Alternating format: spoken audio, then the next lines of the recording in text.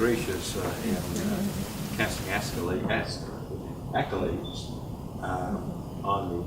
I sometimes try to tune her out because she says all these great things, but the truth of the matter is that this museum exists because of her leadership and insight.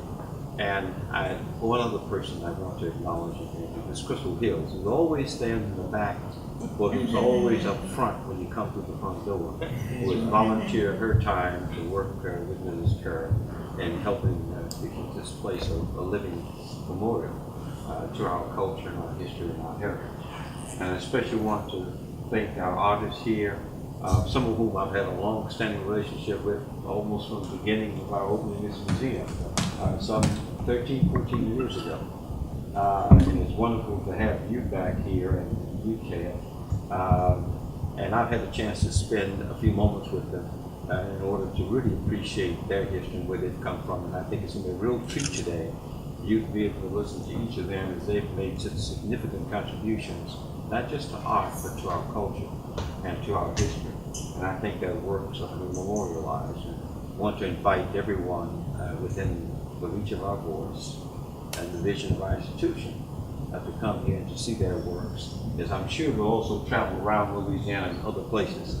So thank you so very much for coming. So we can begin? Yeah. All right, I guess I'll start. I'm excited. I'm excited about having this opportunity to showcase in my birth state, Louisiana, and be here at Southern University's campus. This is the first museum, standalone museum, of our historically Black college and university, and that's impactful. For me, there's a major sense of urgency of supporting an institution like this and putting a high priority on cultural preservation and the importance of visual literacy and the role that it plays.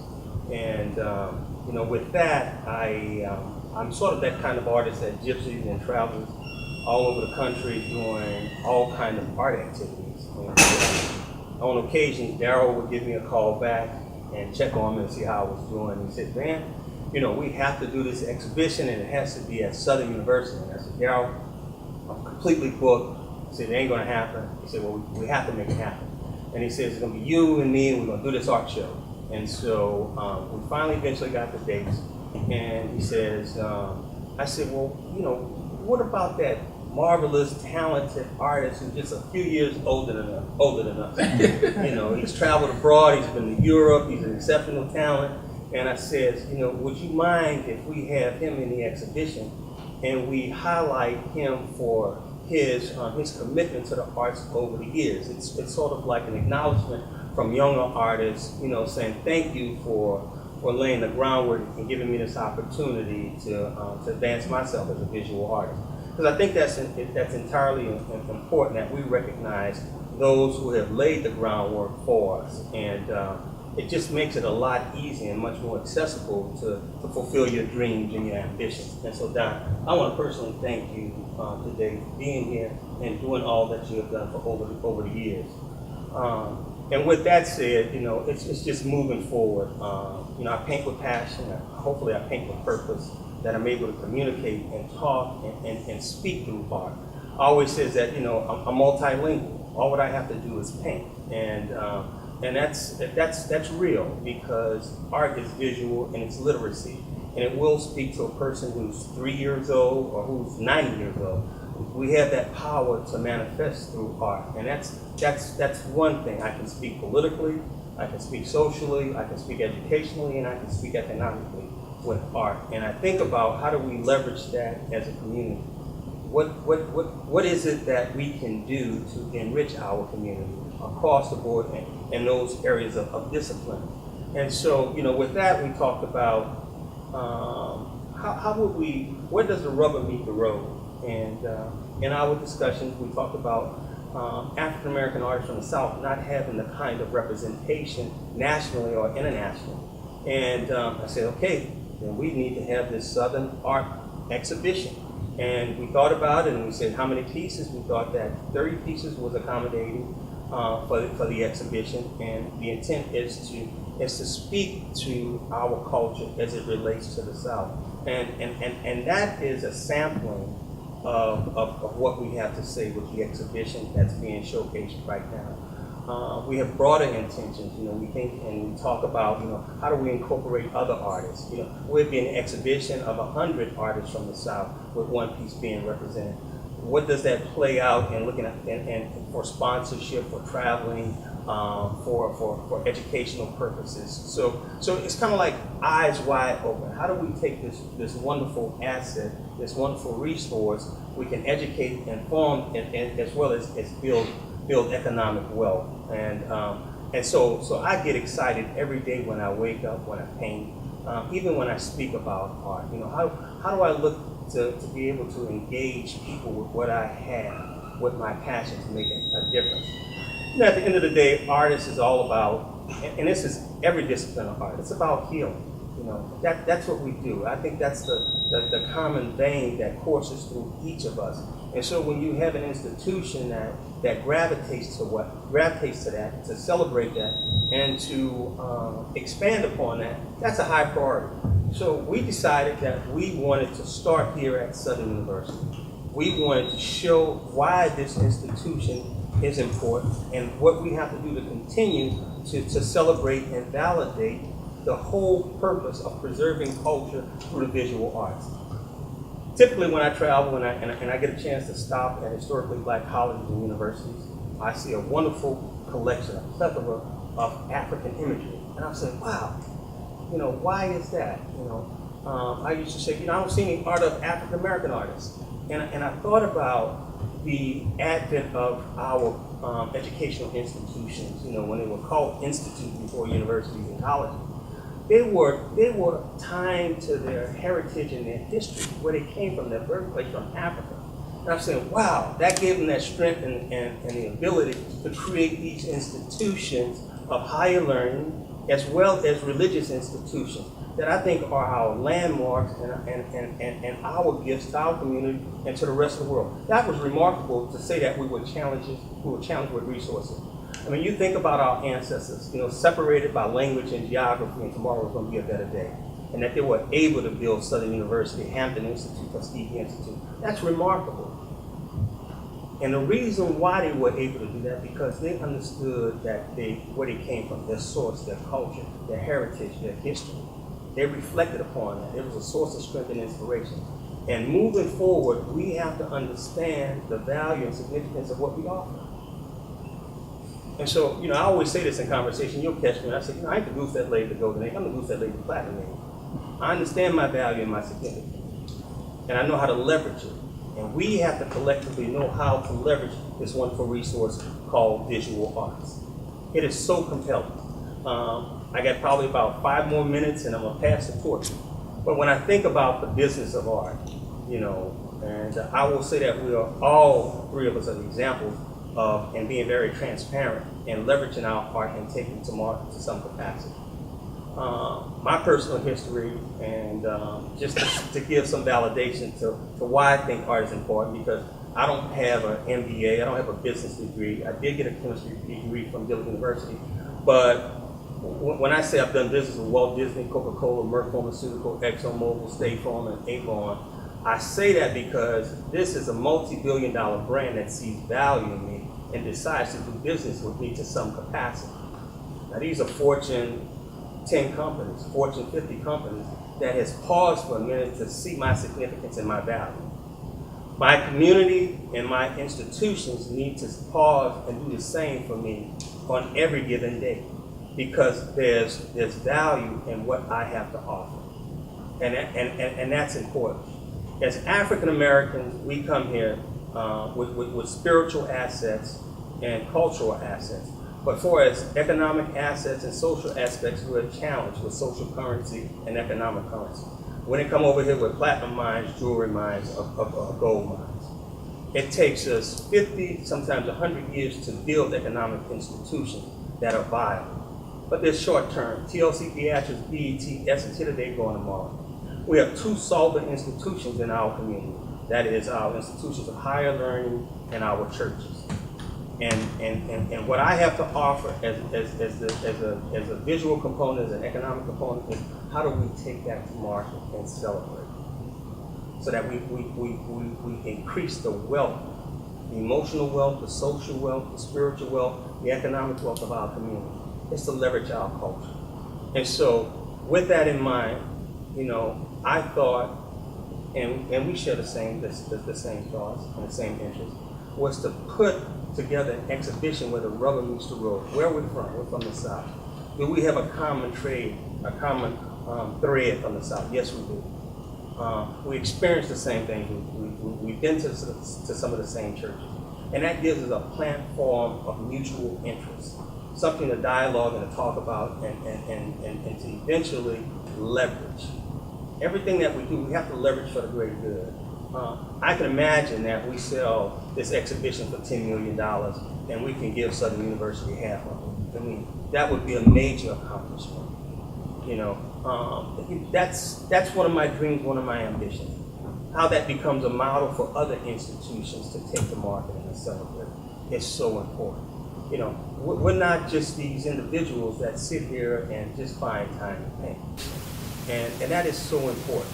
And we need to put a high priority on that. We have an institution here that's challenged administratively, that needs the support from our community.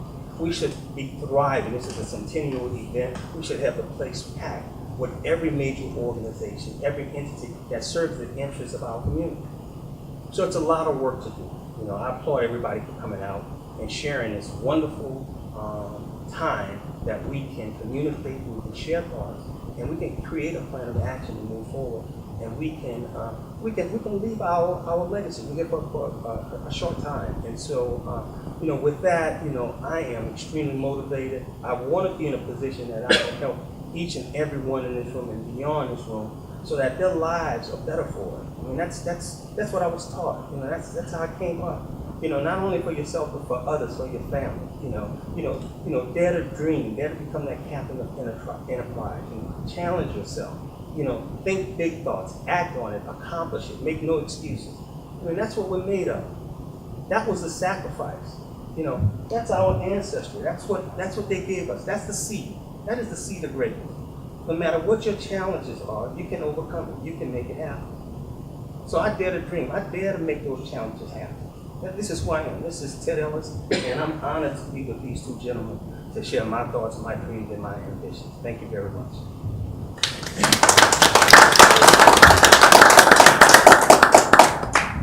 Thank you, Ted. Thank you, Dr. Tarver, Mrs. Kerr. This is a brilliant idea, brilliant vision that Dr. Tarver had some years ago. Continuing from what Ted said, the arts are, for every generation, it is important to learn our culture, to share our culture. And of course, we tell our stories as artists through our artwork. I'm not the greatest orator. Ted can talk. I think Ted can preach. Ted can do a whole lot. I think Ted can be a politician.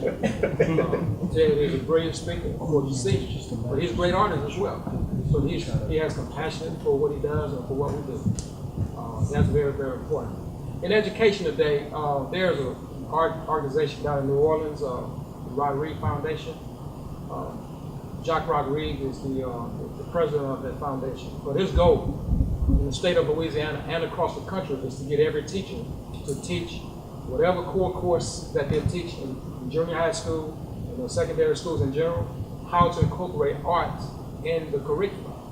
Not just the common core that we've been hearing about from the politics in Louisiana educational system. That's okay, because I speak as an educator as well. I believe we need to do whatever we can to educate our children. But for every generation, as I mentioned, every school district, I think every child, we could appreciate the arts. The arts is something that I think President Kennedy said that no generation should be without. And everybody appreciate the art, but we have to find a way to, like Ted said, leverage it in our community so that we could appreciate it more. And it's not so much the economic with me, but that'd be great if I make $1 million. Okay, but if I make $1, I'm satisfied for the most part, as long as I can pay a bill. But I'm gonna say like the old collector said, Dr. Paul R. Jones out of Atlanta. I don't know if you ever heard that guy, but he was one of the most prominent, most well-known collectors in the country, black or white. But he worked in the Nixon administration back in the 70s. And he started buying artwork from African American artists throughout the country.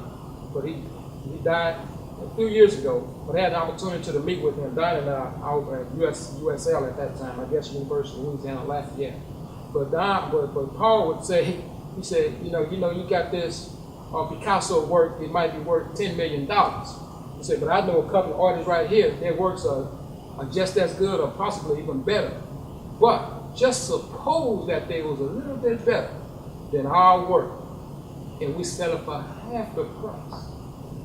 It'd at least be worth $5 million as opposed to $10 million. Let's just say if their work was worth $2 million, our work at least worth $1 million. And Paul amassed a collection of art that was estimated to be worth, I think, $36 million. He gave that collection to, I want to say, is that University of Connecticut? Yes. Connecticut. He donated that collection to Connecticut University, a $36 million collection. So there is value, and I think Ted like to talk about the corporations who have these collections of art. The lady from Walmart, Anna Walton, just built a museum in Bentonville, Arkansas, $1 billion art museum. Not in New York, not in Paris, but in Bentonville, Arkansas. If you ever went up to Bentonville, Arkansas, it's nothing there except the Walmart. Tyson Food. You got Tyson Food, and then you got this $1 billion art gallery where they collect this work. And if a lady like that would spend, if I'm not mistaken, I can go back and do my reading, $12 million on one painting? An American artist. Yes. So it got to be some kind of value in this thing. And like I said, give me $1, I'm satisfied. I mean, we pay homage to Uncle Don Sinconi here, whom I have the pleasure of being working with and knowing as a great friend and mentor to me for the past 25 years at least. And believe me, the ride coming here from Monroe to Baton Rouge, I get an education, man, like no other. I mean, all the colleges that I got 2 or 3 degrees, I got 2 degrees, I think plus 30 in supervision and administration. Call myself an educated individual. But the education I get from listening to him through his reading, of his knowledge of art and his knowledge of the Bible, I don't think nobody knows smarter than I am. Because I got that knowledge from him. And I appreciate it so much. Ted, you need to ride with us, man. I know, I'm jealous. I'm in Houston and Monroe. It's like you're by yourself, man, but you need to ride with Uncle Don. we got this road friend. It's like, man, call him on the phone. But we take this thing, and I don't want to talk about myself. I think Ted can talk, but let me get back. And if you want to hear about myself, I guess that's why you're here about the art. I don't know. Let me tell you the story. Dr. Talk love to tell the story. Give me an opportunity to tell the story. The time we met, like I said, about 15 years ago. I was involved with the Essence Festival in New Orleans. Had my artwork up there, and he came by my booth, and he saw the stuff. I said, who is this gentleman here looking at my work? He's looking really hard. And of course, I didn't quiet, kind of reserved. Ain't nobody gonna buy nothing, so I'm just gonna experience the Essence Festival. Long story short, he said, man, what's your name? I told my name, and at that time I was doing some abstract jazz pieces. And he looked at it and he said, I tell you what, man, you know any other artists? I said, I know quite a few artists. Oh, Monroe, okay, yes. This was, I think, the July 4th weekend. He said, I tell you what, I'm gonna give you my card and I'm gonna come to Monroe. If you know some artists, you get them together, and we're gonna buy some of your work. They said, who is we? I said, oh, this is Dr. Tarver. Oh, Southern University president. Well, it's good to meet you, sir. I started smiling. This guy might buy some of his work. Went on, October showed up. He reserved a suite in Monroe. I got together my artists whom I work with closely.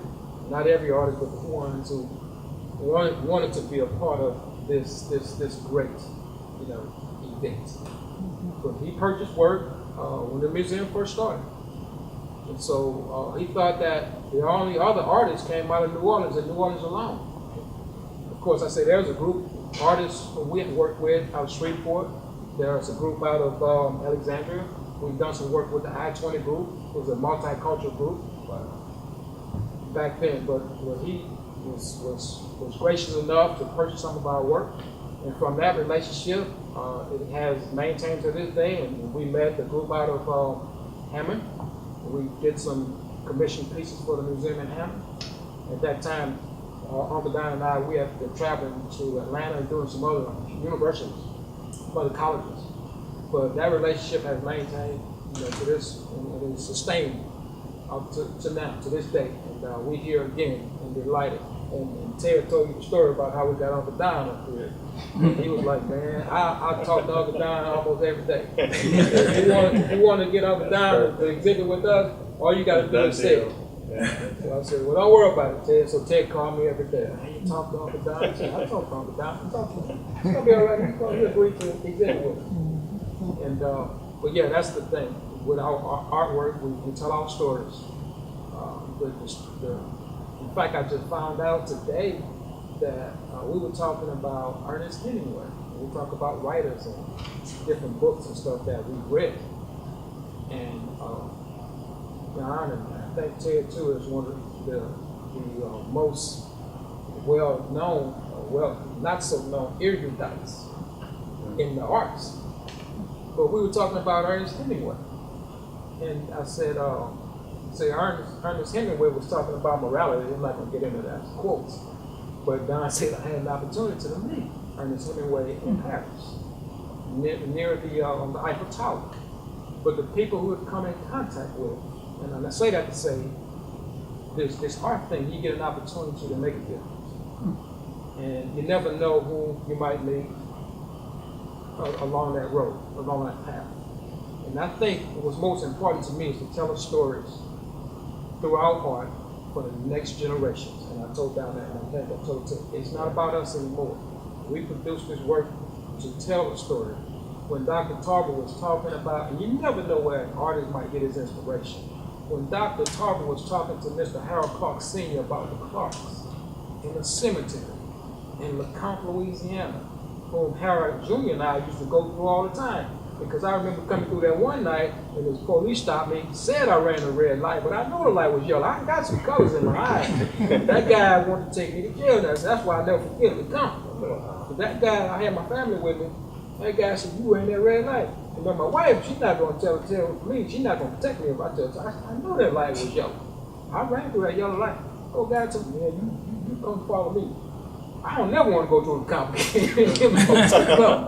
You can go visit your family and pray, but I don't never want to go back to it. So that was our experience with coming through LeCompte. But once again, you get inspiration. I could imagine seeing the images of the Clark family from Alexander, from LeCompte to Harvey, Louisiana, to Gretna.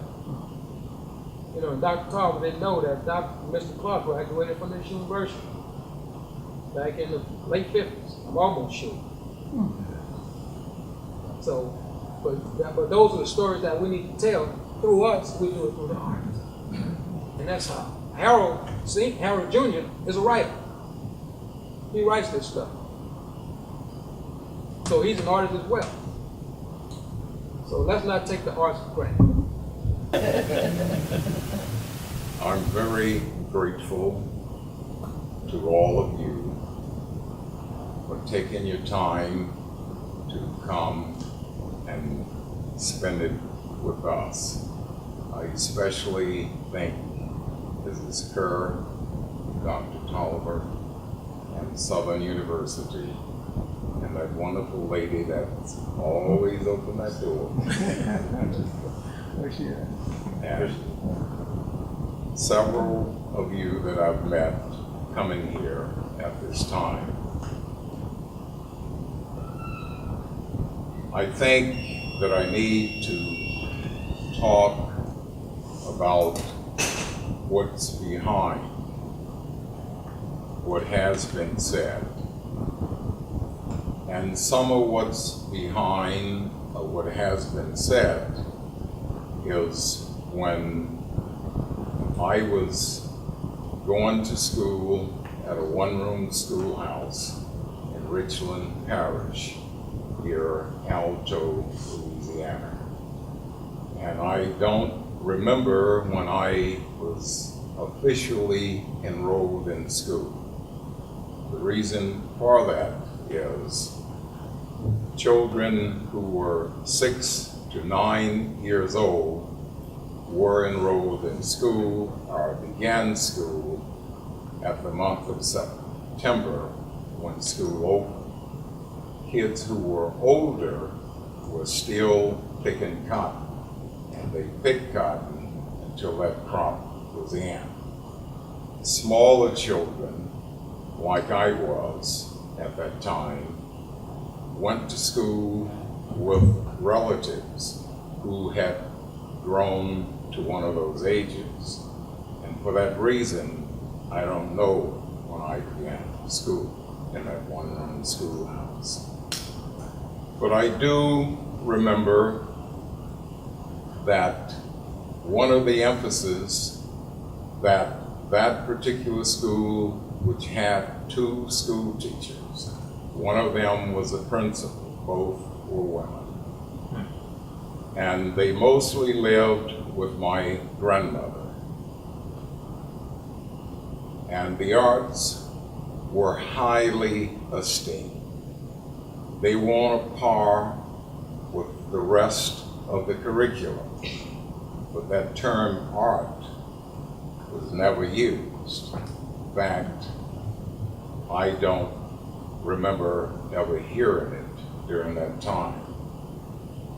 We learned by learning to write, and that was with a series of loops and marks and dashes and dots, and we did it over and over and over again until it finally rose to the level that was accepted by those teachers. In the meantime, both people like myself, we were free to do anything. There was no problems with discipline. We were very quiet because we didn't challenge our elders. And I just drew because I love to draw, as do all children love to draw. The particular time that I remember is when I did a drawing and the larger kids looked at my drawing and say, "Who taught you to draw an elephant that well?" And I said, "I don't know. What's an elephant?" There were no elephants in my world. I had never seen a picture of an elephant to know it. I tell that part of the story because of my love for drawing. I can't remember when I could not draw. I did not have a deep desire to draw.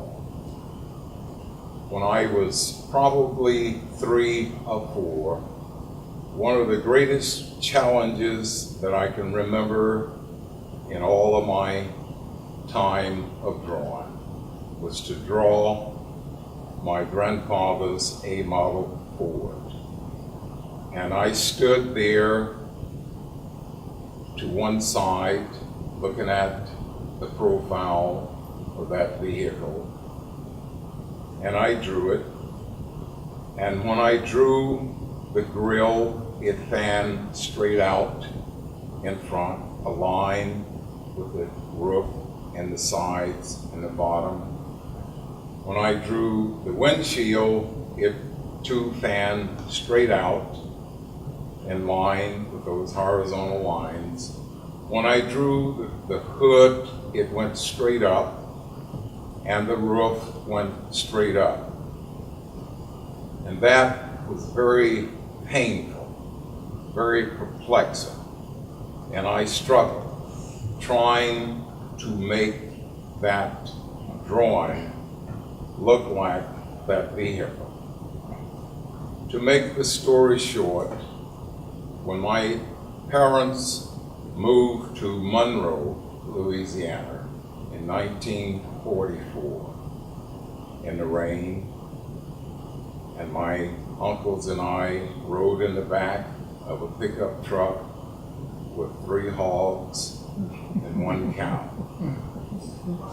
And we came to Monroe.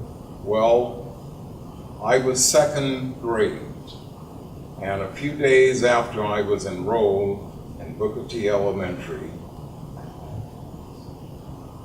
a friend of mine, a classmate, drew a car, and that car looked like a car. That was the most amazing thing, and I didn't understand how he did it, but I saw him do it, and I did it, and I did it over and over and over and over and over again, until I began to draw with more than 2 dimensions. What drove me from that point was the feeling that I had achieved all along in doing the drawings.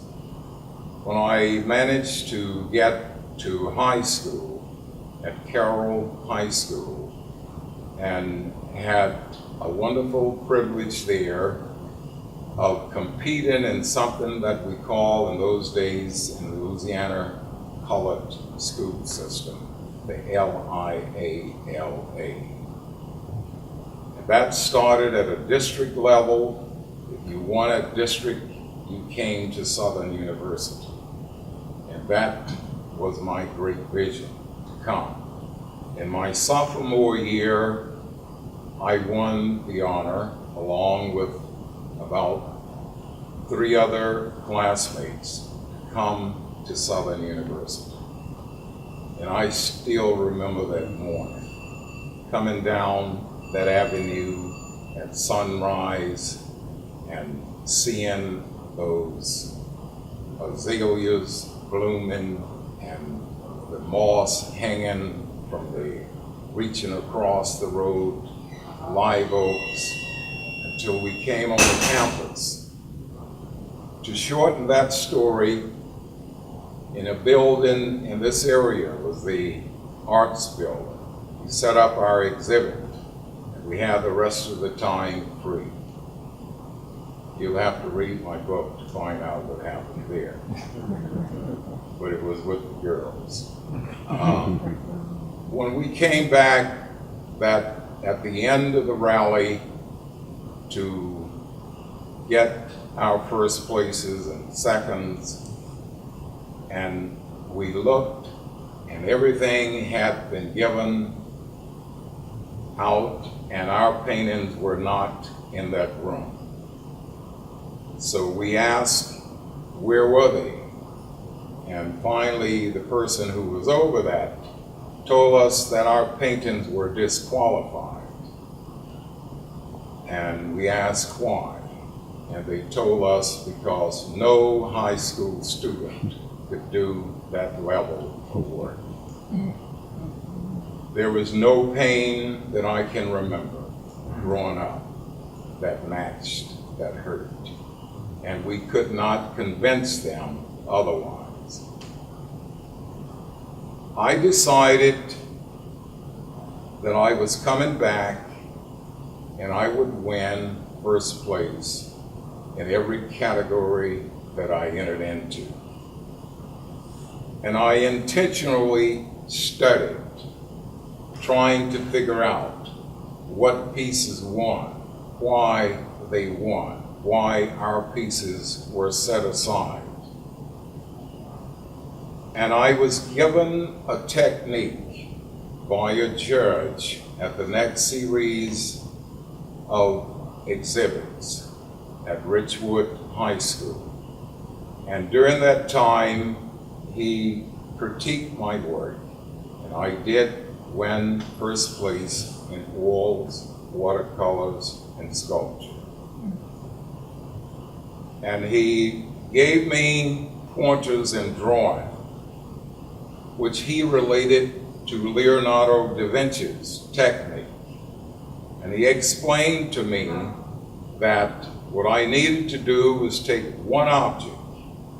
He's suggested a pecan. So you put a pecan in your pocket, and every chance you get, you draw that pecan at different levels, from different angles. He said that pecan will become your teacher. And I did. Well, to shorten the story more, when I came the next time, I did win. First place in oils, second in watercolor, and third in sculpture. The next couple of summers, I was blessed to enroll in this institution. And I was here for a period of time and learned a tremendous amount, but I confronted my instructor one day and asked him, when I finish Southern University, what could I expect to do with my art? He was silent. Finally, he said to me, perhaps you can teach secondary school if you can find one that has an art department. I packed my bags and I left. I was fortunate enough to go to Europe and to travel throughout Europe and to study in Europe and return from Europe to the California Bay Area, continued to study. I switched from painting to fashion design, completed that, went to New York, worked in the fashion industry, left New York. By this time I'm married. A wonderful lady called Catherine Rawle. And we to Los Angeles, and they would not let me in the fashion industry in Los Angeles because of my color. And I worked doing everything I possibly could. I even tried to sell portraits for $5 a piece. No one would buy them. Solely in our neighborhoods. And in time, I was introduced to an agency. I showed that agency 4 paintings. He liked the paintings. They were still lifes. He hated the background. Told me so. And I said I would paint him out, paint another background. I drove from middle of Los Angeles all the way back to La Cienega Boulevard through the traffic. Took one look, don't like it. And I said, well, tell me what you want and I'll paint it. He said, I ain't the artist, you the artist. So you paint what I like, I'll buy it. The next time I went back, I had what he wanted. And he purchased the pieces. Now, I'm going to shorten this story really short. The 4 pieces that he purchased, he paid me $7.50 per piece. And he gave me an assignment to paint flowers. He ordered, I think, 25. I did them in like 2 or 3 days, carried them back. He bought all of them. We raised the size. I added more imagery. Prices kept going up. In 1962, I was earning in 3 days' time between $350 and $700 or $800 a week. And that particular agency showed my work, or rather Ross Hunter came to that particular agency looking for paintings to be used in a major motion picture. They had filmed in Paris and New York, and his story was when he sat down with me privately and told me about it, that he had looked in all of those places for a unique style. didn't see any that he wanted in that movie. He saw my work along with 3 other artists, and he finally chose mine. From that picture and that opportunity, people like Vincent Price, Edwin G. Robinson, James Garner, and the producer himself, they purchased. Many other people purchased. By this time, my work is now being marketed to galleries, high-end furniture stores all across this country. The painting that I got $7.50 for was selling by 1963 for more than $400. So then, that was not what I got from him. I still got a proportionate price. And the proportionate price was based upon something that's called keystone. He bought at $7.50, he doubled it. He sold it to the next person for double. As a matter of fact, he did more than double it because it went to 45 framed. The decorator paid like right at $100. The decorator then sold it for 3 times over that price to their client. That then became the value of the work. That's what drove my paintings in the market. I still use that same concept. That's what still drives it. To bring all of this full circle back to Southern University and what this institution meant to me from the beginning and when I was here and all of the time that I've been since then has been something that was happening richly here that we still don't understand. Art from Africa was not produced by the African artists to be art. The so-called Negro spirituals were not created and sung because they were art. The music that they played, all of the things that they did, the crafts that they were able to do, they were not called art. They were there because they were part of the culture. It was what they did. It was who they were. The value of art has come through the marketing system, which Ted pointed out, which Daryl pointed out, which was pointed out to me when I was in New York and showed the fur company that I was working for some original designs. The owner loved it, and then he told me, he said, but Saul won't buy them. He said, if my company alone, I would buy. Saul will only buy bread and butter. What he knows will sell. Marketing is what was driving it. That idea of marketing the arts is generally unaccepted, not only in our community, but it's unaccepted by and large throughout the United States.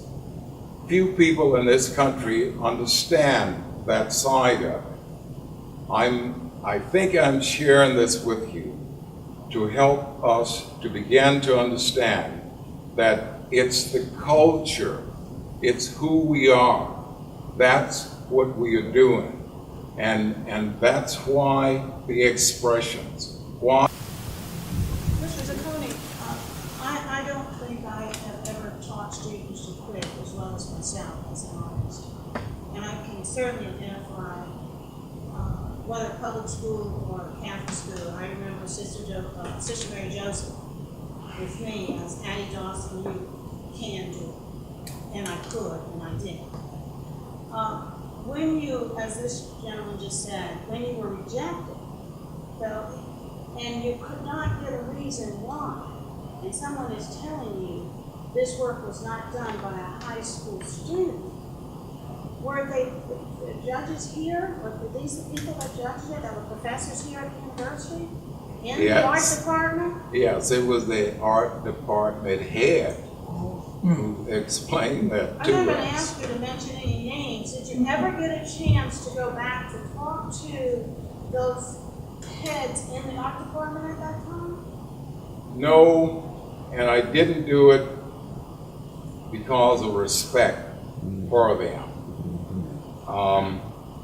That's where he was and his thinking, and by that time I understood that I wasn't going to change his thinking. But I knew what we had done. And I also learned that when I came here, technique-wise, and I say this very candidly and very humbly, and I'm going to apologize up front. I had a better technique than he had. Yeah, I know. But there was one painting that hung at the entrance of the library. And that director had, I think, died at that point. That was some kind of painting. And I studied that painting and learned that technique. I still use part of that technique in what I do now. So if I didn't learn any more than that, technique-wise, from here, that was worth being here at Southern University. Well, that would have been my thought, is that your skill level was so much higher than the instructor. They had a little bit of insecurity about that. And that would have been my assumption. When you did get here, as you continued on, and you submitted the work again, and you won first place in painting and sculpture, and etc., were any of those people still here? Yes. As a matter of fact, the same person who turned it down before had to deal with us again. And we came back with better work that time, because across the couple of summers in between there, I had apprenticed with a sign company in Monroe and had learned a whole lot of technique from those sign painters, who were commercial artists, as a matter of fact. So not only with what Ted said, this disconnect that we have with our own people, I experienced. I went to White University, and I was one of two blacks. I was one of the best printmakers I know that the University of Illinois had in the 60s. Mm-hmm. They pulled every scholarship that was so-and-so and so-and-so for this student, because they knew I was going to win. And they knew but they were not going to get that to a black kid over a white student. So as long as I stayed, they never offered a scholarship until after I left. But again, like I said, I never gave up. So you know the pain. Oh, I know, that's what I'm saying. That's like, yes, I know. Yes. So I never did. I don't have students that give up. And go ahead, someone else, I'll say. When you was offered $7.50 for your work, at that time, did you think that your work was worth more than that, or what thought was going through your mind, or were you just looking at the future? No, I knew my work was worth more. That isn't the question. The question in the marketplace is, what will a person pay? You remember, I had tried to sell comparable paintings in the black portion of Los Angeles for $5, a portrait of that person, and it didn't have that value. So it wasn't about the value of the work. it was about the understanding of that person's economics. They weren't willing to pay that amount, so I didn't get it. This person was willing to pay this amount. And then by that time, I had behind me New York. I also had behind me Europe. And so what I had learned in New York and the fashion industry was they are producing a product for sale. And it follows that same marketing concept that I talked about there. And it sells as long as the market will buy it. And then the market slacks off, then you got to come up with something different. And so that's all. So it's never the question of worth. It's the question of what will the market bear. We could spend a long time on that subject. That excites us. Yes. We were talking about the spiritual aspect of your work in terms of paying a lot of churches. How is that related to the spiritual aspect that comes out of that, aspect of other land in reference to America as a spiritual Christ thing? That's to You got more wisdom than me. I can address it. That's an open question to the panel. Now, go ahead. It's ironic that you asked that particular question, how does the art relates to our spirituality and the church? I think back with Richard Allen and the guy Absalom Jones, who started black churches during slavery, and when they decided to break away from the traditional white churches. And I think they had an opportunity to establish a church that was unique to the black community. And that had a lot to do with the way it was built, with the type of the availability of wood in the churches. There's one church in particular in Savannah, Georgia, that's one of the oldest churches in the world. They still have the holes in the wall and the floors where the slaves used to hide underneath the church. And I think when I look at Ted pieces in particular, it reminds me of those churches. And I'm sure, like you said, I'm probably the youngest one up there on this panel. But I could almost guarantee you that Don and some of you others have experienced those churches more so than I have. And in terms of spirituality, and we talked about that on the way. I said, you need to ride with us, Ted. I'm on with it. And he asked, and as you know, Uncle Don have a tendency of posing these questions to you that make you think. And he asked me, what do you think? How does your, ask me this today, how does the spirituality relate to your work? And what does it say about the way we present our pain? And think about that. And the question is that we get this question, the answer was, we create this stuff, and we get it, we borrow talent from God. In fact, let me ask this question. He didn't ask you this question. He said, what's the first thing that God did in the Bible? What's the very first thing he did? God did what? Created. Stop. He created. Out of what? Nothing. So you ask the question, how do we present this as artists? We don't understand it. We could try to elucidate it, but we really can't. The only thing we do know is that God let us borrow this talent, and we are able to manifest this on canvas, in song, in writing, and it's a gift. But we make lines, we write, like with the letters in the alphabet, we put it down, we add color, in some kind of way it turns out to be something that somebody's fascinated by. But it comes from God. So that's the only way I can describe what Ted does and how it relates to our spirituality. It comes from him, through a gift, through God.